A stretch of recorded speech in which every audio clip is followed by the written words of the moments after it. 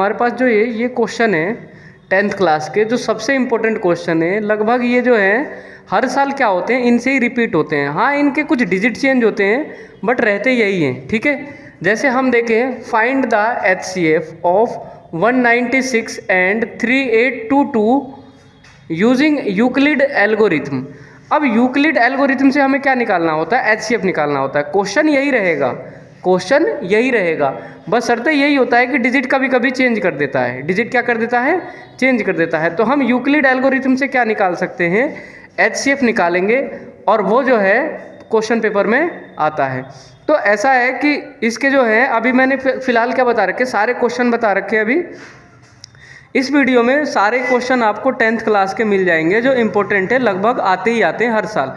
कुछ क्वेश्चन ऐसे हैं जो लगभग 110% वो फिक्स रखे मिलेंगे। हाँ, उनके डिजिट बस चेंज होते चले जाते हैं, बाकी वो फिक्स होते हैं क्वेश्चन, उनमें कोई कटौती नहीं होती। हाँ, इन क्वेश्चन में मैं ये कह सकता हूँ कि चेंज हो सकता है, बट इतना चेंज नहीं होगा कि अगर जो तुमसे आए तो ना हो।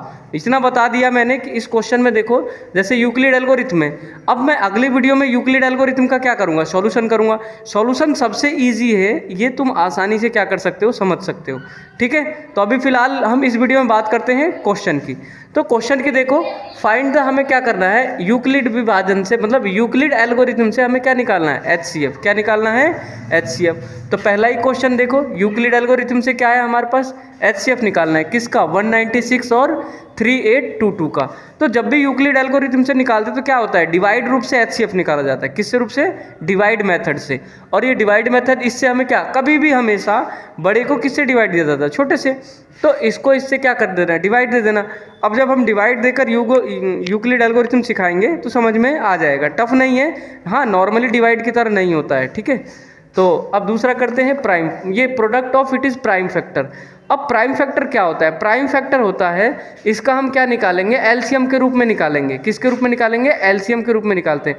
बस यही देखते हैं, जो 2-3 बार होगा उसका हम उसका क्या चढ़ा देंगे, पावर चढ़ा देंगे। क्या चढ़ा देंगे, पावर, ठीक है। अगली हम बात करते हैं, प्रूव दैट, ये लिखा रहता है 3√2 is a irrational number. Irrational number यानी कि अब हमें ये प्रूफ करके दिखाना होगा कि ये जो है √3 मतलब 3√2 वो क्या है, एक इरेशनल नंबर है। क्या है, इरेशनल नंबर, ये हमें बताना होगा। और इसको बताने के लिए सबसे इजी मेथड यही चलता है कि इसके बराबर में हम क्या लेके चलते हैं, P/Q ले लो या A/B ले लो, जैसी तुम्हारी इच्छा करे। और ये वैसे भी दिख रहा है कि √3 जो 3/√2 जो है वो एक इरेशनल नंबर होता है। यानी कि इरेशनल नंबर वो होता है जो रूट से बाहर ना निकले, यानी कि जो चीज़ P/Q फॉर्म का ना बने वो इरेशनल नंबर होता है। अब इसी इरेशनल नंबर को हम क्या करके दिखाएंगे, अगली वीडियो में आपको प्रूफ करके दिखाएंगे, ठीक है। और बात करते हैं सेकंड लास्ट क्वेश्चन, ये तुम्हारे पास है alpha beta are the zeros, यानी कि ये एक क्या है, शून्यांक है। क्या है, शून्यांक। हिंदी में बोले तो शून्यांक, इंग्लिश में कहते हैं जीरोज। क्या कहते हैं, जीरोज ऑफ पॉलिनोमियल, यानी हमारे पास बहुपद है 2x² - 3x + 5, 2x² - 3x + 5।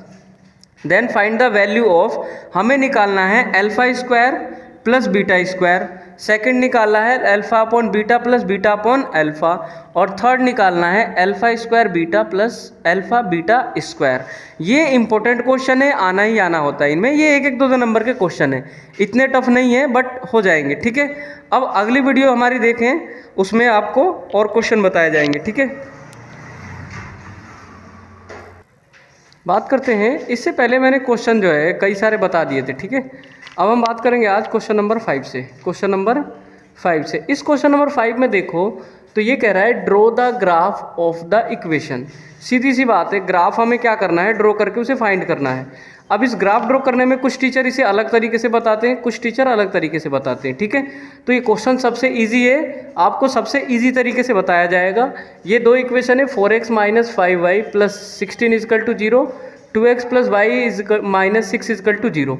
इन दोनों का ही हमें क्या करना है, ग्राफिकल मेथड से क्या करना है, सॉल्व करना है। ग्राफिकल मेथड से क्या करना है, सॉल्व करना है। अब हम बात करें ये दूसरा solution, solve of the linear equation. हमारे पास एक लीनियर इक्वेशन होगा, क्या होगा, लीनियर इक्वेशन। उस लीनियर इक्वेशन को हमें क्या करना है, प्रतिस्थापन विधि, प्रतिस्थापन विधि, हिंदी में बोले तो सब्लिमेशन, हिंदी में बोले तो क्या चीज़ होता है, सब्स्टिट्यूशन, सॉरी क्या होता है? सब्स्टिट्यूशन। क्या होता है? सब्स्टिट्यूशन। यानी सब्स्टिट्यूशन मेथड से हमें इसे क्या करना होता है? सॉल्व करना होता है। अब प्रतिस्थापन विधि में क्या होता है? प्रतिस्थापन विधि में होता है एक इक्वेशन से उठाओ और दूसरे इक्वेशन में क्या कर दो? पुट कर दो। ये कौन सी मेथड हो जाएगी? प्रतिस्थापन मेथड। कौन सी विधि? प्रतिस्थापन, यानी कि सब्स्टिट्यूशन। अब हम यदि बात करें किसका? Elimination method. किसका? एलिमिनेशन मेथड का। तो एलिमिनेशन मेथड में ये होता है कि तुम्हारे पास दो इक्वेशन होगा। कौन सा? दो इक्वेशन होगा। इन दोनों इक्वेशनों से क्या करेंगे? हम एलिमिनेट करेंगे। क्या करेंगे? एलिमिनेट।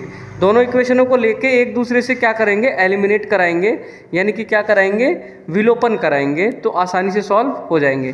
तो ये जो है तुम्हारे इंपॉर्टेंट क्वेश्चन है, लगभग आने की इनमें संभावना सबसे ज़्यादा रहती है। ठीक है, अब और क्वेश्चन मैं अगले बात करता हूँ इसमें।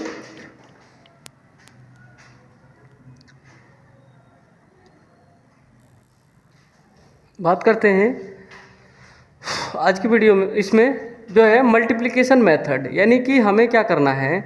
फैक्टर तो करने हैं, लेकिन किस विधि से? मल्टीप्लिकेशन। अब मल्टीप्लिकेशन मेथड क्या होता है? मल्टीप्लिकेशन मेथड अच्छे तरीके से पढ़े होंगे। इन दोनों का ही हमें क्या करना है? मल्टीप्लिकेशन मेथड, यानी कि दोनों का कंपेयर करके, मल्टीप्लाई करके हमें क्या करना है? सॉल्यूशन करना पड़ेगा। ठीक है, तो क्वेश्चन सबसे ईजी है, टफ नहीं है। एक ये क्वेश्चन है जो इंपॉर्टेंट है, लगभग पेपर में आने की संभावना ज़्यादा इसकी बनी रहती है। लेकिन सबसे ज़्यादा इंपॉर्टेंट जो क्वेश्चन है वो ये है, लगभग 110% ये ऐसे क्वेश्चन आते हैं। 110% ऐसे क्वेश्चन एक तुम्हें फिक्स से लॉन्ग में मिलेगा ही मिलेगा। जैसे x/2x+1 का whole square plus 4x/2x+1 plus 3 equal to 0, इस टाइप का क्वेश्चन होगा। हम उसे क्या करेंगे? लेट करेंगे, मतलब यहाँ कुछ लेट करके क्या करेंगे? इनका सॉल्यूशन करेंगे। सबसे इंपॉर्टेंट क्वेश्चन है, एक फिक्स से 110% मिलना ही मिलना है इसमें से क्वेश्चन। और एक होता है फैक्टराइजेशन मेथड। क्या होता है? फैक्टराइज। अब फैक्टर मेथड तुम्हें आती होगी कि हमें क्या करना होता है?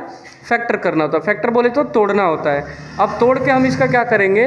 मतलब सॉल्यूशन करेंगे। ठीक है, तो ये क्वेश्चन जो है तीनों क्या होते हैं? जैसे 7 नंबर और 6 नंबर वेरी वेरी इंपॉर्टेंट है। सबसे ज़्यादा ये 7 नंबर है, सबसे ज़्यादा ये 7 नंबर का क्वेश्चन इंपॉर्टेंट है। इसके आधारित पे और सारे क्वेश्चन आते हैं। ठीक है,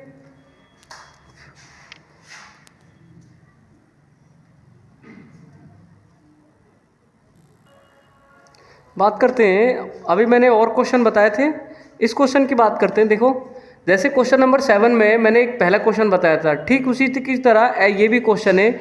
इसमें भी तुम्हें क्या करना है? सॉल्व करना होगा। यानी कि तुम्हें क्वेश्चन देगा 6/2x+5 upon x+1 minus 4x+1 upon 2x+5 minus 5 equal to 0, इस टाइप के क्वेश्चन देगा। इसमें भी क्या होता है कि हमें करना होता है फैक्टरी, लेकिन हम क्या करते हैं? x मानकर करते हैं। क्या करते हैं? x लेट करके, मतलब x मानकर फिर सॉल्यूशन करते हैं। ठीक है, ऐसे ये भी है, यहाँ पर भी हम क्या करेंगे?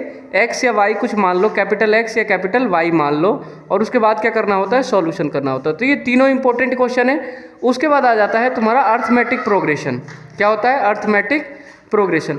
अर्थमेटिक प्रोग्रेशन में जो है फॉर्मूले बताए गए होंगे कि जैसे फॉर्मूला होता है Tn equal to a plus n-1 into D. कुछ टीचर जो हैं उसे an भी लेते हैं। क्या लेते हैं? an। तो हम इसमें क्या बात करेंगे? क्वेश्चन जो है ये आता है p term of n AP is q, and q term जो है वो क्या है? 1/p है। तो हमें प्रूफ करना है जो फर्स्ट PQ टर्म है वो कितनी होनी चाहिए? 1/2 PQ+1 होनी चाहिए। कितनी होनी चाहिए? PQ+1 होनी चाहिए। या इसी के बेस पे एक और क्वेश्चन आता है कि हमारे पास ये क्वेश्चन दे देगा कि m टर्म जो है वो AP में कितना है? 1/n है। कितना है? n है। और nth टर्म जो है वो तुम्हारा कितना है? 1/m है। तो हमें प्रूफ करना होगा m+n टर्म। कितना? m+n term. उस क्वेश्चन को भी नोट कर लेना, इम्पोर्टेंट है, अच्छा है, आता है। ठीक है, और दूसरा ये कह सकता है कि find the 6th term of from the end of AP, ये देगा 17, 14, 11 और -40 तक। ठीक है, इसको हमें क्या करना है? n टर्म तक निकालना है। और कुछ क्वेश्चन तो ये भी कह देता है कि 10 टर्म निकालिए, और 10 टर्म का क्या देता है? AP एक बना के दे देता है, मतलब अर्थमेटिक प्रोग्रेशन बना के देगा। उसका तुम्हें क्या फाइंड करना होगा? AP। तो ये क्वेश्चन होगी किसकी? अर्थमेटिक की। अब हम बात करेंगे कोऑर्डिनेट कोऑर्डिनेट ज्योमेट्री की, किसकी? Coordinate geometry. कोऑर्डिनेट ज्योमेट्री में तीन क्वेश्चन फिक्स है, एक तो डिस्टेंस और एक ये पूछेगा स्क्वायर है कि ट्रायंगल है। तीन तुमको क्या देगा, तुम्हें 3 पॉइंट दे देगा और तीनों पॉइंट से हमें क्या निकालना होगा, डिस्टेंस निकालना होगा। अगर जो 2 पॉइंट सेम आते हैं तो क्या होगा, वो तुम्हारा ट्रायंगल होगा, लेकिन कैसा होगा, मतलब वो होगा समद्विबाहु। समद्विबाहु हिंदी में बोले तो जिसके 2 एंगल क्या होते हैं, बराबर होते हैं, उसे कहते हैं समद्विबाहु। अगर जो तीनों ही अलग अलग हुए तो क्या हो गया, विषमबाहु। और इसमें यह भी होता है कि अगर जो हमारे चारों डिस्टेंस इक्वल आते हैं तो उसे स्क्वायर बोलते हैं, ठीक है। और 2 इक्वल आएंगे और 2 इक्वल तो क्या होएगा, उसे हम ये बोलेंगे रेक्टेंगल, ठीक है। क्या बोलेंगे, रेक्टेंगल। तो बात करते हैं अर्थमेटिक प्रोग्रेशन।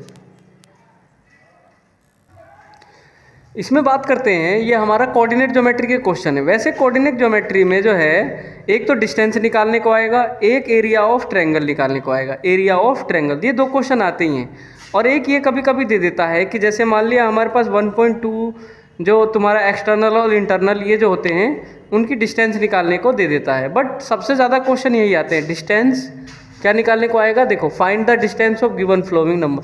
ये हमारे पास 2 पॉइंट दिए हुए हैं, इनका क्या निकालना पड़ेगा तुम्हें, मतलब डिस्टेंस निकालना होगा। तीसरा ये करते हैं, show off the point. Fourth और ये दिया हुआ है, इसमें हमें क्या बताना है कि स्क्वायर है कि रेक्टेंगल है, ये क्या है उसको हमें क्या करना है, बताना है। तो तुम्हें भी पता है कि पहले ABC करोगे और दो के बीच का डिस्टेंस और 2 के बीच का डिस्टेंस, इनके बीच का निकालेंगे। तो हमारे पास यहाँ लगभग 1 2 3 कितने पॉइंट है, 4। तो डिस्टेंस भी कितनी आएगी, 4 ही डिस्टेंस आएगी। अब चारों डिस्टेंस यदि इक्वल है तो स्क्वायर है और इक्वल नहीं है तो स्क्वायर नहीं है।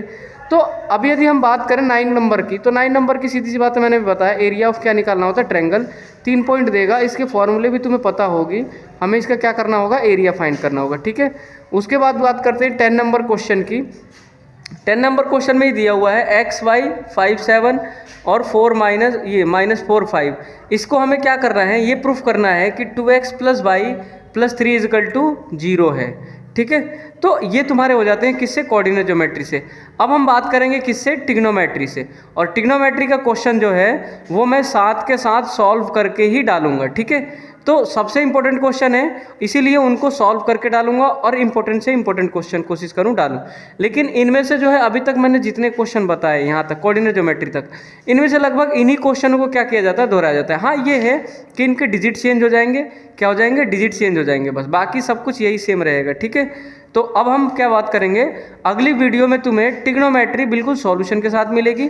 और उससे अगली वीडियो मेरी देख लेना, उसमें तुम्हें क्या होगा कि जितने भी मैंने अभी क्वेश्चन करवाए हैं उन सभी क्वेश्चन को करवाएंगे। ये रियलिटी है कि जब मैथमेटिक्स करवाएंगे तो तुम्हें यहीं याद हो जाएगा, तुम्हें यहीं देखते हुए पता चल जाएगा, ठीक है।